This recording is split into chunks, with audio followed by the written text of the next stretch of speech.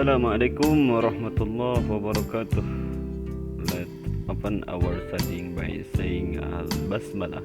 Bismillahirrahmanirrahim. Al-an sanata'allamu an babil awal al-umuru bimaqasidiha. Sebelum lebih jauh kita mempelajari kaidah yang pertama, yaitu al-umuru bimaqasidiha, seharusnya kita harus bertanya dan muncul dalam pikiran kita pertanyaan, dari mana asal usul al-umuru bimaqasidiha ini? Oleh sebab itu, sebelum lanjut ke pembahasan berikutnya, alangkah baiknya kalian mengenal konsep awal muncul kaidah fikih. Mari kita identifikasi dulu latar belakang munculnya kaidah-kaidah fikih ini. Anak-anakku sekalian, supaya tidak membingungkan, apa itu kaidah fikih? Kaidah fikih adalah kaidah yang disimpulkan secara general dari materi fikih dan kemudian digunakan pula untuk menentukan hukum dari kasus-kasus baru yang timbul yang tidak jelas hukumnya di dalam nas. Telah kita ketahui paling tidak ada 3 manfaat yang bisa diperoleh dari mempelajari al-qawaidul fiqhiyah. Pertama, mengetahui asas-asas umum fikih. Kedua, lebih arif di dalam menetapkan hukum bagi masalah-masalah yang dihadapi. 3, memberi kemudahan di dalam menemukan hukum-hukum untuk kasus-kasus hukum yang baru dan tidak jelas nasnya, dan memungkinkan menghubungkan dengan materi-materi fikih yang lain yang tersebar di berbagai kitab fikih, serta memudahkan di dalam memberi kepastian hukum. Anak-anakku sekalian, al-qawaidul fiqhiyah ada yang menamakan pula al-qawaidul asasiyah. Kaidah ini terdiri dari 2 bagian. Yang pertama, kaidah-kaidah asasiyah, pokok, dan kaidah-kaidah ghair asasiyah, tidak pokok. Di dalam sejumlah kitab al-qawaid al-fiqhiyah dari berbagai kalangan madhab disebutkan bahwa kaidah-kaidah fiqhiyah asasiyah itu ada 5. Nah, mulai sekarang ketemu dengan kaidah pertama yang akan kita pelajari. Hal fahimtum kama dzakarna anifan? Harus paham ya. Nah, peta konsep pada bab ini yaitu kita akan belajar kaidah pokok, yaitu al-umuru bimaqasidiha, dan kaidah turunannya, yaitu kaidah cabang. Maksud dari kaidah ini adalah setiap perkara bergantung pada tujuannya. Dengan kata lain, bahwa setiap mukallaf, tahu kan mukallaf, dan berbagai bentuknya serta hubungannya, baik dalam ucapannya, perbuatan, dan lain sebagainya, bergantung pada niatnya.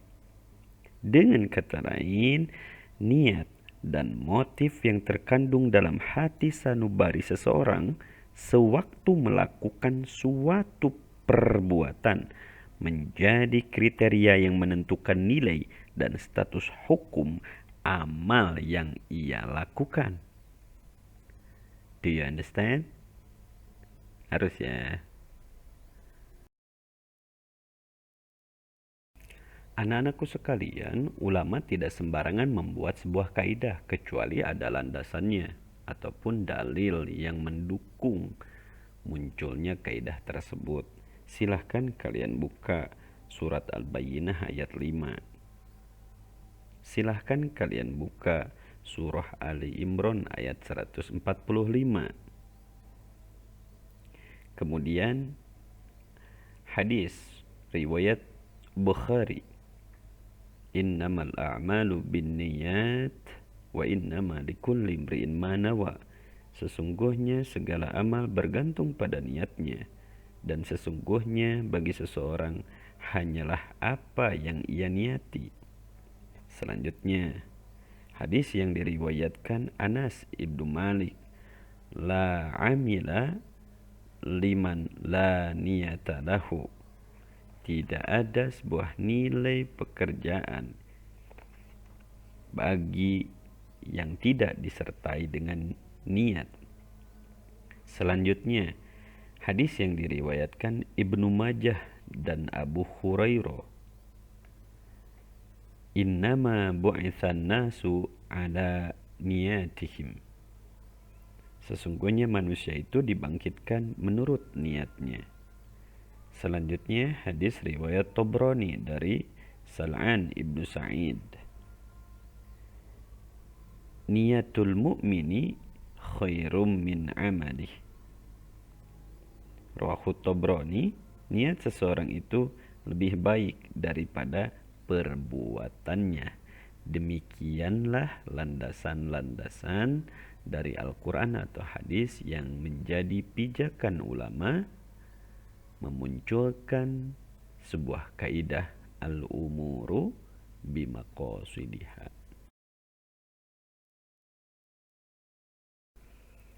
Al-umuru bimaqasidiha adalah kaidah pokok. Nah, sekarang muncul kaidah cabang atau al-umuru bimaqasidiha itu kaidah mayor. Sekarang muncul kaidah minor. Perhatikan kaidah-kaidah berikut ini. Kaidah yang pertama, ma la yushtaratu ta'arrudu lahu jumlatan wa tafsilan idza ayyanahu wa akhta'a lam yadurra. Suatu amal yang tidak disyaratkan untuk dijelaskan baik secara global atau terperinci, bila dipastikan dan ternyata salah, maka kesalahannya tidak membahayakan atau tidak membatalkan. Biar tidak pusing. Contoh, ya, orang yang dalam niat sholatnya menegaskan tentang tempatnya sholat, yaitu masjid atau di rumah, harinya, ya, Rabu atau Senin atau Kamis, imamnya, ya, dalam satu sholat jamaah, misal Sandi atau Junaid misalkan. Kemudian apa yang ditentukan itu keliru, Sandi keliru, ya, keliru dalam menentukan siapa imamnya, hari apa misalkan, ya, masjidnya apa, maka sholatnya tetap sah. Kenapa? Karena sholat telah terlaksana dengan sempurna. Sedangkan kekeliruan hanya pada hal-hal yang tidak ada kaitannya dengan sholat. Itu ya.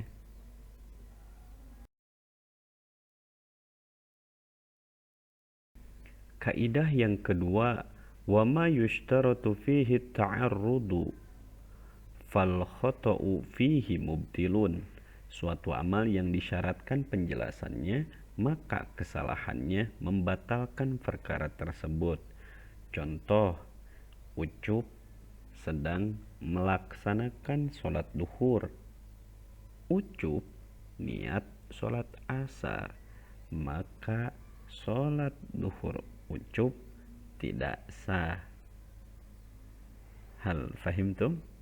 Harus ya. Kaidah yang ketiga, wa ma yajibu ta'arudu lahu jumlatan wa la yushtaratu ta'yinuhu tafsilan idza ayyanahu wa akhta'a darrun. Suatu amal yang harus dijelaskan secara global dan tidak disyaratkan secara terperinci, karena apabila disebutkan secara terperinci dan ternyata salah, maka kesalahannya membahayakan. Contoh, seseorang yang berniat menjadi makmum dari imam yang bernama Sandi, padahal imamnya itu bernama Junaid, maka sholatnya menjadi batal. Sebab yang wajib baginya hanya ta'yin. Ta'yin itu menentukan secara global ya, secara umum, yaitu hanya berniat bermakmum saja, tetapi tidak diwajibkan ta'yin atau menentukan secara rinci, yaitu menentukan siapa nama imamnya. Jika demikian, solatnya dianggap batal, tidak sah.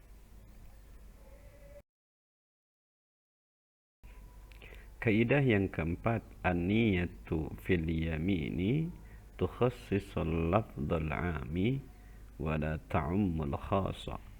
Niat dalam sumpah mengkhususkan lafaz umum dan tidak juga menjadikan umum pada lafaz yang khusus. Kaidah yang kelima yaitu maqasidul lafzi ala niyatil lafzi illa fi mawdi'in wahidin wa huwa al-yaminu 'indal qadi fa innaha ala niyatil qadi. Maksud dari suatu lafaz adalah menurut niat orang yang mengucapkannya, kecuali dalam satu tempat, yaitu dalam sumpah di hadapan hakim. Dalam demikian, maksud lafaz menurut niat hakim. Kaidah yang terakhir sebagai kaidah cabang dari al-umuru bimaqasudiha yaitu al-ibratu fil uqudi lil maqasudi wal ma'ani lil alfazi wal mabani. Yang dimaksud dalam akad adalah maksud atau makna, bukan lafaz atau bentuk-bentuk perkataan. Oke, anak-anakku sekalian, mudah-mudahan dapat difahami. Let's close our studying by saying Alhamdulillahirabbil alamin.